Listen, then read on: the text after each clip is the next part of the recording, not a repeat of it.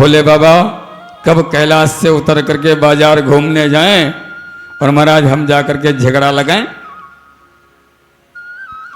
अब ऐसी प्रतीक्षा में थे तो एक दिन भोले बाबा कैलाश से उतर करके कहीं भ्रमण करने चले गए और नारद जी ने उठाया बीड़ा, भज नारायण भज नारायण भज नारायण।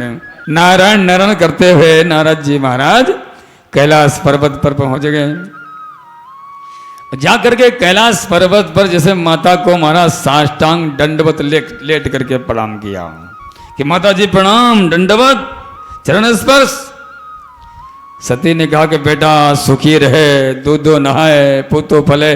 बोले माँ मैया मैं मुझे ब्याह ही नहीं हुआ, दूध कहाँ से फलूंगा, मैंने तो ब्याह ही नहीं किया।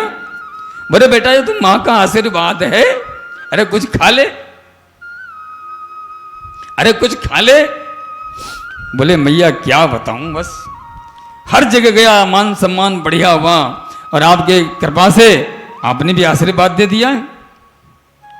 और महाराज मैया मैं नारायण जी के पास गया, नारायण जी लक्ष्मी जी में इतना प्रेम है कि नारायण जी मैया लक्ष्मी को हर बात बता देते हैं। और माताओं की प्राय इच्छा होती है कि पति देवता कैसे भी हो शाम को आके सारी बात हमें बता दें। अपनी बात चाहे हम उनको ना बताएं लेकिन वो आकर के शाम को सारी बात हमें अवश्य बता दें, ऐसी भावना होती। ब्रह्मा जी के पास, पितामह ब्रह्मा के पास गया तो वहां भी माता जी से कि सब पूरी बात जो है ब्रह्मा जी माता जी को बता देते हैं। लेकिन मैया आज तक एक बात बताओ, सब ठीक ठाक है, ये जो भोले बाबा, मुझे नहीं पता, मैं तो आपसे जानकारी के लिए पूछ रहा हूं, ये जो भोले बाबा गले में मुंडों की माला पहनते हैं, ये मुंड किसके हैं, ये मुंड किसके हैं? सती जी ने कहा कि बेटा नारद आज तक भोले बाबा ने यही बात मेरे से छिपाई, सारी बातें तो बता देते हैं और ये मुंडों की माला किसकी हैं आज तक नहीं बताई मुझे। नारद जी ने कहा मैया मुझे पता है। बोले क्या पता है? बोले ये मुंडों की माला उसकी है जिससे भोले बाबा अपने प्राणों से भी अधिक प्रेम करते हैं, ये उसके मुंड है। अब नारद जी तो इतना बोल करके सरक लिए वहां से, अच्छा माता मैं तो चलता हूं, प्रणाम। अब उधर से नारद जी कैलाश पर्वत से निकले और इधर से भोले बाबा जा रहे थे, कैलाश पर चढ़ रहे थे। दूर से नारद जी ने प्रणाम किया, महाराज दंडवत प्रणाम। अब भोले बाबा के पास में न जा करके नारद जी थोड़ा रास्ता काट के दूर से निकल गए। भोले बाबा समझ गए कि आज कुछ ना कुछ घर में गड़बड़ नारद जी ने करा दी। और वहीं से भोले बाबा ने हनुमान चालीसा पढ़ना शुरू कर दिया। बोले हनुमान जी महाराज घर की रक्षा करना, ये नारद बड़ा तेज है, पता नहीं क्या बोल करके आया होगा। नारद जी पूर्ण पत्रकार थे, जो नारद जी थे पूरे पत्रकार थे, इधर की न्यूज उधर की उधर पहुंचाना, उधर की न्यूज उधर पहुंचाना। इसलिए हमारा जब नारद जयंती होती है तो पत्रकार लोग बड़ा भारी उत्सव मनाते हैं। नारद जी पत्रकार थे। और जैसे ही भोले बाबा कैलाश पर्वत पर आए, सती जी को आवाज दिया देवी। अब देवी से की कहीं आवाज ही नहीं आ रही, कई बार आवाज लगी, जब देवी के कहीं से आवाज नहीं आई तो क्या देखा, जाकर देवी जी तो कोप भवन में पड़ी हुई। कोप भवन जानते होंगे आप लोग, पहले जब घर के लोग मकान बनवाते थे पुराने लोग तो एक कमरा ऐसा बनवाते थे, जो व्यक्ति गुस्सा होता था, रूठ जाता था, जो रानी रूठ जाती थी उस कमरे में जाकर के श्रृंगार उतार करके बैठ जाती थी, उसे कहते थे कोप भवन।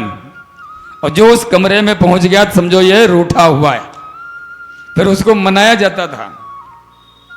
अब भोले बाबा गए और जैसे भोले बाबा ने हाथ लगाया कि देवी अरे क्या हो गया, कोप भवन में क्यों बैठी हो?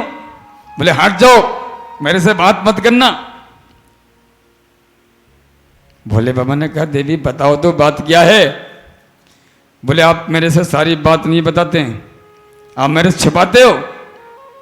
भोले बाबा ने कहा देवी मैंने क्या छिपाया, मैं तो सारी बात आपको बता देता हूं। मैंने नहीं, आप मेरे से बहुत बात छिपाते हैं, मेरे से बात की चोरी करते हैं। आप तो वैसे कहते हो अर्धांगिनी श्रीमती, लेकिन आप जो है मेरे से बात छिपाते क्यों हैं? अरे देवी मैंने ऐसी कौन सी बात नहीं बताई तुमको? बोले तुमने जो गले में मुंडों की माला पहन रखी है ये किसके? आज तक आपने क्यों नहीं बताया? भोले बाबा थोड़ी देर के लिए एकदम शांत हो गए, नेत्र बंद किए और कहा कि देवी ये मुंडों की माला, ये मुंडों की माला उनकी है जिनसे मैं बहुत ही अधिक अपने प्राणों से भी ज्यादा प्रेम करता हूं। सती जी ने कहा यही तो बात है, नारद यही तो कह रहा था, बात भी सही निकली। तुम उसके मुंड पहने जो अपने प्राणों से अधिक जो है चाहते हो, इसका हम तुम्हारे लिए कुछ नहीं ना, ठीक है उसी के पास जाओ। भोले बाबा ने कहा कि देवी ये और कोई नहीं है। बोले और कौन है? बोले देवी ये तुम्हारे ही मुंड है। जितनी बार तुम्हारा जन्म होता है और तुम पिता के यज्ञ में जाती हो, तुम अपना शरीर दग्ध करती हो, तुम्हारी एक मुंड होता है और मैं उसे उठा करके अपने गले में धारण कर लेता हूं। इतनी बार तुम्हारा जीवन और मरण हो चुका है, इसलिए तुम्हारे ही मुंड हैं। बोले अच्छा ये मेरे ही मुंड हैं, मैं इतनी बार मर चुकी? बोले हाँ इतनी बार तुम मर चुकी हो। बोले अच्छा तो तुम कभी मरते ही नहीं हो? अगर मैं बार बार मर रही हूं तो तुमने कैसा कौन सा फल खा रखा? बोले हमने अमर कथा सुन रखी है, अमर फल खा रखा है, इसलिए मेरी कभी मृत्यु होती ही नहीं है। बोले अच्छा, एक तो धर्म पत्नी कहते हो और ये भी कहते हो कि तुम तो अमर फल तुमने अकेले खा लिया, हमें भी नहीं खिला सुनाया, हमें भी अमर फल दो, हम भी अमर होंगी। अब कहते हैं कि जब माताओं का क्रोध बढ़ जाए तो माता के अंदर महाकाली भी होती है, महालक्ष्मी भी होती है और महासरस्वती भी होती। तीनों माताएं प्रकट हो जाती है समय समय पर। भोले बाबा ने कहा कि देवी तुम्हें अमर कथा हम अवश्य सुनाएंगे, अवश्य श्रवण कराएंगे तुम्हें अमर कथा हम, लेकिन एक बात है तुम्हारे अतिरिक्त वहां पर कोई दूसरा नहीं होना चाहिए, ठीक है? तो सती बाहर गई, बाहर जा करके देखा ये कोई नहीं, अपनी चारों तरफ दृष्टि दौड़ाई, कोई नहीं। एक तोते का एक विगलित अंडा छोटा सा वहां पर पड़ा हुआ था। सती ने समझा कि ये क्या कथा सुनेगा, ताली बजाई, सभी पक्षी उड़ गए, वो अंडा वहां पर पड़ा रहा क्योंकि उसमें चलने फिरने की सामर्थ्य नहीं थी, वो अंडा था। और आ करके भोले बाबा से कहा कि प्रभु बाहर कोई भी नहीं। आसन लग गया, अमर कथा प्रारंभ हो गई। और अमर कथा कौन है? श्रीमद् भागवत। अमर कथा प्रारंभ हो गई और भोले बाबा ने कहा कि देखो भाई कथा तो हम सुना रहे हैं, कथा हम सुनाते जाएंगे, लेकिन बीच बीच में हाँ हाँ करते जाना, हुंकी भरते जाना। अब ये तो कथा सुनने वाले को देख करके भाव पता चल जाता है ये कथा कौन मन से सुन रहा है और कौन जबरदस्ती सुन रहा बैठा हुआ। कथा पांडाल में जब बैठे होते हैं तो पता चल ही जाता है, क्योंकि ऊपर बैठने वाला नीचे का सब देख लेता है। अब देवी सती कथा प्रारंभ हुई, हुंकी भर रही। पहला स्कंद हुआ, दूसरा हुआ, तीसरा हुआ, चौथा हुआ, पांचवा हुआ, छठा हुआ, सातवां हुआ, आठवां हुआ, नौवां हुआ, 10वां हुआ। और जैसे एकादश स्कंद में पहुंचे, एकादश स्कंद में भगवान और उद्धव के ज्ञान की चर्चा चल रही थी। वहां सती जी को नींद आ गई। अच्छा एक बात और है कि जब आप ध्यान से भजन करोगे, मन से भजन करोगे, करके देख लेना, तो आपको निद्रा अवश्य आएगी, नींद अवश्य आएगी। अब कुछ तो ऐसे भी होते हैं, परिहास कर रहा हूं, कुछ तो ऐसे भी होते हैं, ये हाथ में माला लेके बैठ जाओ, घर वालों ने कहा भाई भजन कर रहा है भजन, और बढ़िया नींद आ रही, घर्राटे मार रहे। अब जो घर्राटे मारेगा तो पकड़ा जाएगा, और जो चुपचाप सोता है भाई उसका तो भजन हो जाएगा। भाई क्या हाथ में माला है। मैं तो यहाँ कभी कभी सर्दियों में जब अपनी गद्दी पे बैठता हूँ, अब सोने को कम मिलता है मुझे कभी कभी, तो गद्दी में चुपचाप पीठ लगा के बैठ जाता हूँ। बैठे रहेंगे, नींद आती रहेगी, सोते रहेंगे बैठे बैठे। अब हमें पता है, भगवान को पता चलता है, तीसरा व्यक्ति कभी कभी देख लेता है भाई। तो जब भी आप भजन करने बैठेंगे तो आपको नींद अवश्य आएगी, क्योंकि निद्रा देवी का श्राप है। जिस समय रामा अवतार में भगवान ने कुंभकर्ण का वध कर दिया, तो कुंभकर्ण की पत्नी का नाम जानते हो क्या है? श्रीमती निद्रा देवी। श्रीमती निद्रा देवी। अब वो रोती रोती जब भगवान के पास गई, कहा महाराज आपने तो मुझे विधवा बना दिया, मैं किसके पास जाऊं, कहां जाऊं? भगवान ने कहा अरे भैया देवी तू मेरे पास क्यों आई, तेरा नाम ही निद्रा देवी है। तो जा महाराज, जितने ये पिक्चर टॉकीज हॉल खुले हैं सब में चले जा, मदिरालय में चले जा, उनके पास चले जा, जहाँ नाच गाने हो रहे हो उनकी खोपड़ी पे जाके बैठ जा। बोले महाराज मेरे पति को तुमने मारा है और मैं जाके उनको क्यों सताऊंगी, मैं तो तुम्हें सताऊंगी, तुम्हारे भक्तों को सताऊंगी, जो भी बैठ के तुम्हारा भजन कर रहा होगा मैं उसी के जाके खोपड़ी पे बैठ जाऊंगी। ये श्राप है। यदि आप भाव से भजन करते हैं तो निद्रा आपको अवश्य सताएगी। इसलिए कहा गया कि थोड़ा खा के बैठें, सावधान बैठें, पद्मासन से बैठें, रीढ़ की हड्डी सीधी करके बैठें।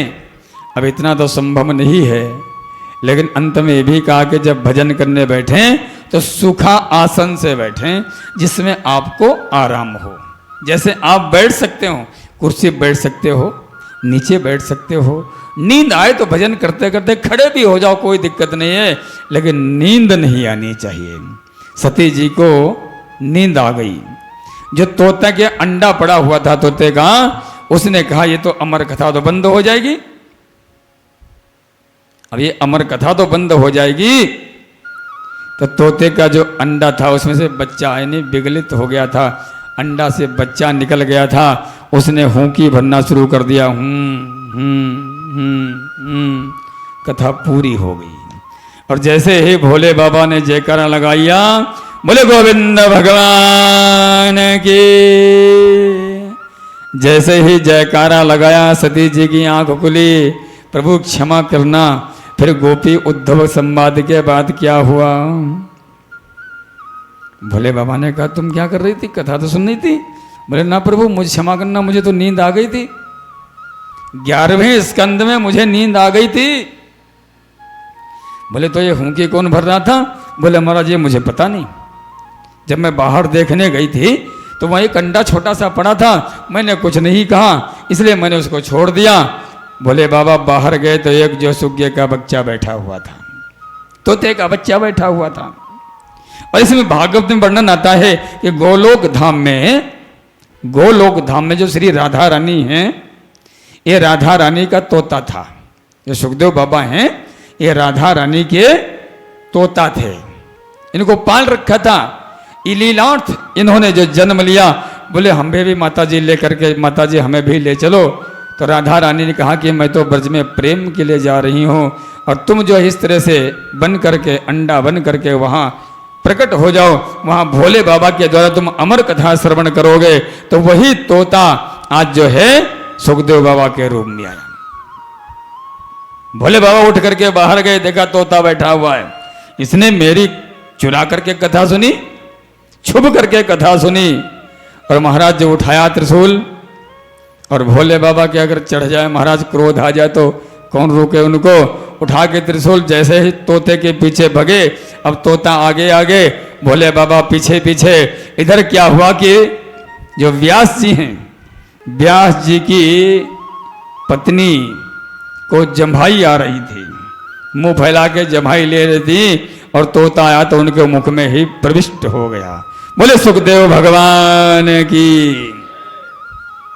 और जैसे मुख में तोता घुसा, इतने में भोले बाबा दौड़ते दौड़ते आगे। ब्यास जैसे कहा, महाराज हमारा चोर तुम्हारे घर में छिपा हुआ है। बोले चोर? कौन सा चोर? यहाँ कोई चोर नहीं आया। बोले नहीं बाबा महाराज, तुम्हारी पत्नी के पेट में हमारा चोर छिपा हुआ है। बोले पेट में पत्नी कैसे चोर पहुंच गया? भोले बाबा ने समस्त घटना सुनाई कि इस तरह से मैंने अमर कथा सुनाई थी सती को, इसने चोरी से सुन ली। वेद व्यास जी ने कहा कि महाराज थोड़ा होश में भी आओ। बोले क्यों? बोले होश में इसलिए कहता हूं कि जिसने आपके मुख से त्रिलोकी नाथ के मुख से अमर कथा श्रवण कर ली हो, क्या उसको आप मार सकते हैं? आप बिल्कुल नहीं मार सकते हैं। महाराज आप तो लौट जाओ और इसको आराम से जन्म लेने दो। भोले बाबा ने कहा कि मैं भी पक्का हूं, जब तक ये बाहर निकल करके ये ज्ञान प्राप्त नहीं करेगा गुरु से, तब तक अमर कथा इसको जो स्मरण नहीं रहेगी, मैं श्राप देता हूं। भोले बाबा वहां से चले गए और वही समय आने पे सुखदेव जी महाराज माता के पेट में 12 वर्ष तक रहे। 12 वर्ष तक पेट में रहे, जन्म ही नहीं ले रहे, बाहर ही नहीं आ रहे। एक दिन वेद व्यास जी ने कहा कि बेटा तेरी मां को तेरे पेट में रहने से बड़ा कष्ट हो रहा, तो बाहर आ जा। अंदर से आवाज आई, पिताजी मेरे यहां रहने से मां को कोई कष्ट नहीं हो रहा है, लेकिन मुझे जो बाहर जाने से कष्ट होगा महाराज उस कष्ट का निवारण कौन करेगा? मैं तो बाहर रह भी नहीं सकता हूं। बोले क्यों? क्योंकि भगवान की माया मुझे पकड़ लेगी, जकड़ लेगी। यदि आप मुझे बाहर बुलाना चाहते हैं तो महाराज जब नारायण आएंगे और नारायण त्रिवचन देंगे, त्रिवाचक करेंगे कि मेरी माया तुझे नहीं पकड़ सकती, नहीं जकड़ सकती, महाराज तब मैं जन्म लूंगा। सुखदेव बाबा ने जब ऐसा कहा तो वेद व्यास जी ने नारायण जी की स्तुति करी, और जैसे ही नारायण जी की स्तुति करी तो नारायण जी प्रकट हुए, और प्रकट होकर के सुखदेव बाबा को जो है वचन दिया कि बेटा मेरी माया तुझे जो है कभी जो है व्याप्त नहीं हो सकती है, मैं वचन देता हूं। और जब वचन दिया तो सुखदेव जी महाराज का जन्म हुआ। 12 वर्ष के बाद जन्म हुआ, और जैसे ही जन्म हुआ तो सुखदेव बाबा जन्म लेते जिधर को मुख था उधर को ही चले दिए, भागे आगे जा रहे। वेद व्यास जी महाराज पीछे पीछे जा रहे और सुखदेव बाबा आगे आगे जा रहे। जैसे सुखदेव बाबा भागे भागे जा रहे, पीछे से वेद व्यास जी महाराज जा रहे थे। आगे गए तो कुछ अप्सराएं दिगंबर अवस्था में एक सरोवर में स्नान कर रही थीं, और जब सुखदेव बाबा निकल के वहां से गए 12 वर्ष की अवस्था में, तो वो अप्सराएं स्नान करती रहीं। और जैसे वेद व्यास जी महाराज पीछे से गए, पुत्र हे पुत्र हे पुत्र हे पुत्र कहते कहते दौड़ते दौड़ते जा रहे थे, उन अप्सराओं ने निकल करके लज्जित होकर के वस्त्र धारण कर लिए। सुखदेव बाबा को देख करके तो कुछ लज्जा नहीं आई, और जैसे वेद व्यास जी को देखा उन्हें लज्जा आ गई। वेद व्यास जी ने जाकर के कहा कि बेटा तुम मेरे पड़पोते के समान लगती हो, लेकिन आपने मुझे देख करके वस्त्र क्यों धारण कर लिए? क्योंकि मैं तो तुम्हारा दादा परदादा जैसा हूं। उन अप्सराओं ने कहा कि महाराज क्षमा करना, आपके दृष्टि में स्त्री और पुरुष होता है, लेकिन आपका जो बेटा सुखदेव है उसकी दृष्टि में ना स्त्री है ना पुरुष है, वो तो निर्विकार है, उसके मन में कोई भेद नहीं है। सुखदेव बाबा ऐसे संत हुए जिनकी दृष्टि में ना स्त्री है ना पुरुष है। वेद व्यास जी महाराज समझ गए इतना उच्च कोटि का मेरा बेटा, जिसकी दृष्टि ऐसी। इस तरह से सुखदेव बाबा का बड़ा सुंदर ध्यान किया श्री वेद व्यास जी महाराज ने, सुत जी महाराज ने, और ध्यान करके आगे बढ़े। कहते हैं कि हे ऋषियों, इस तरह सुखदेव बाबा ने जब वहां से चले गए तो वेद व्यास जी ने कहा कि मैं भी तुम्हारा पिता नहीं। यदि मैंने तुम्हें एक दिन अपने पास नहीं बुलाया तो मैं भी तुम्हारा पिता नहीं। मैं तुम्हें अवश्य बुलाऊंगा। अब वेद व्यास जी महाराज बड़े चिंतित बैठे हुए थे। इधर बड़ा सुंदर शिष्यों ने, सूत जी महाराज ने बड़ा सुंदर उपाख्यान सुनाया।